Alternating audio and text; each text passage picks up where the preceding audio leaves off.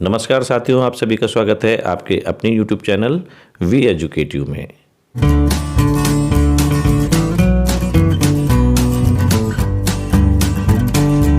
साथियों, देश की वित्त मंत्री आदरणीय श्रीमती निर्मला सीतारमण जी के द्वारा दिनांक 1 फरवरी 2024 को देश का आम बजट पेश किया जाना है और इस आम बजट के पेश किए जाने से देश भर के जितने भी एनपीएस से पीड़ित शिक्षक एवं कर्मचारी हैं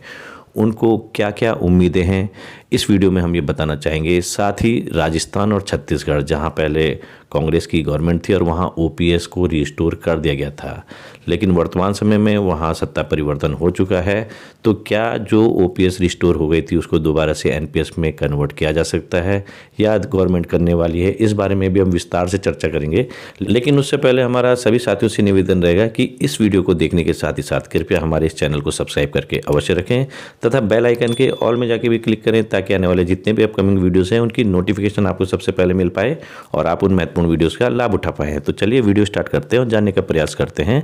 कि जो देश का आम बजट 1 फरवरी 2024 को पेश किया जाना है, क्या उसमें ओपीएस की पुनः बहाली को लेकर कुछ घोषणा हो सकती है या फिर एनपीएस में ही कुछ आवश्यक सुधार किए जा सकते हैं। तो साथियों, आपको याद होगा कि अभी कुछ समय पहले ही वित्त सचिव महोदय की अध्यक्षता में एक कमेटी का निर्माण किया गया था। इस कमेटी का निर्माण एनपीएस में आवश्यक सुधारों के लिए किया गया था, ना कि ओपीएस को हूबहू रिस्टोर करने के लिए किया गया था। तो पहले ये स्पष्ट हो जाता है कि इस समिति का मुख्य उद्देश्य ओपीएस को बहाल करने का नहीं था, केवल एनपीएस में जो खामियां रह गई थी, जो देश भर के विभिन्न कर्मचारी संगठन विभिन्न मंचों के द्वारा मांग उठाते आए हैं कि इस एनपीएस में ये खामी है, इसके कारण क्या हमें फिक्स पेंशन मिल पाएगी या नहीं मिल पाएगी, कोई निश्चित गारंटी नहीं है कि कितनी पेंशन मिलेगी, क्योंकि ये शेयर मार्केट पर डिपेंड है।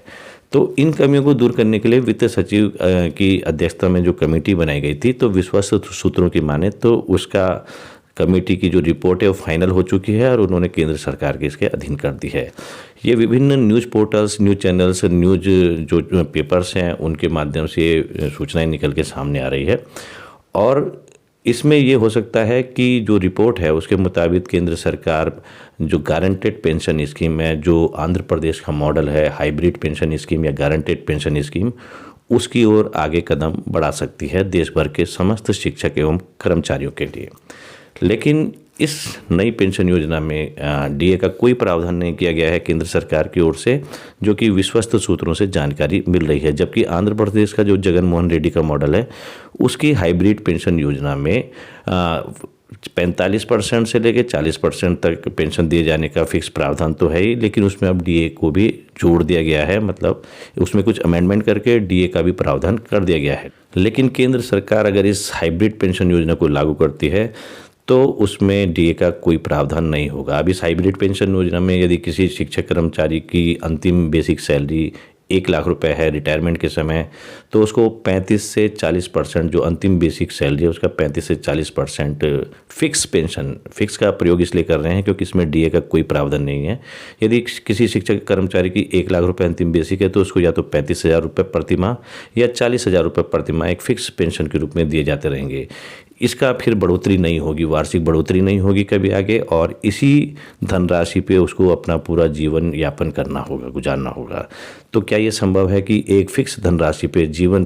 भर कोई रिटायर्ड शिक्षक के कर्मचारी अपना गुजर बसर कर सके? इस बारे में आपकी क्या राय है, कृपया कमेंट बॉक्स में अपनी राय हमें अवश्य दें। अब बात करते हैं हम छत्तीसगढ़ और राजस्थान की, जहाँ पर सत्ता परिवर्तन हो चुका है। अभी हाल ही में 5 राज्यों में विधानसभा चुनाव हुए थे, मध्य प्रदेश में हुए थे और राजस्थान, छत्तीसगढ़ भी उनमें शामिल था और 2 अन्य राज्य थे।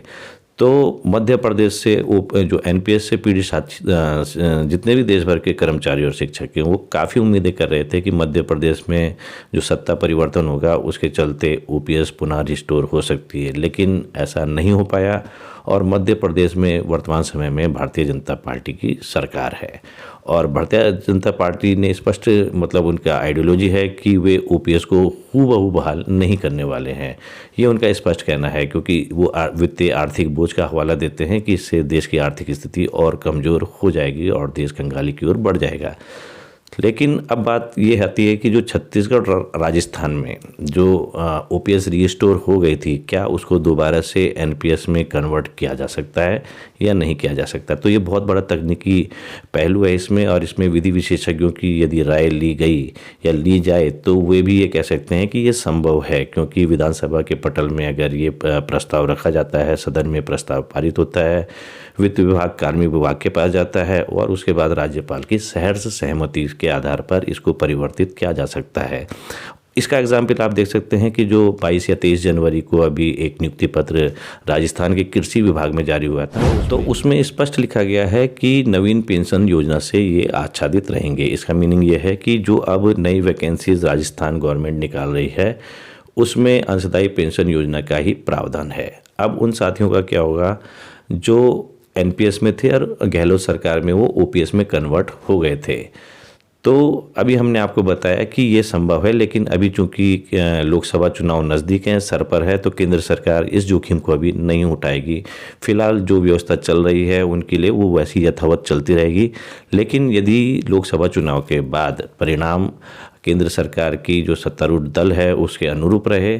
तो क्योंकि उनकी आइडियोलॉजी यही है कि वो हूबहू ओपीएस नहीं देने वाले, तो या तो गारंटेड पेंशन स्कीम देश भर के शिक्षक कर्मचारियों के लिए लागू की जा सकती है, या फिर जो ओपीएस जहां रिस्टोर हो भी गई है उसको दोबारा से एनपीएस में कन्वर्ट किया जा सकता है। तो साथियों, आज के वीडियो में इतना ही। आपको ये वीडियो हमारा कैसा लगे कृपया कमेंट बॉक्स में अपनी राय हमें अवश्य दें।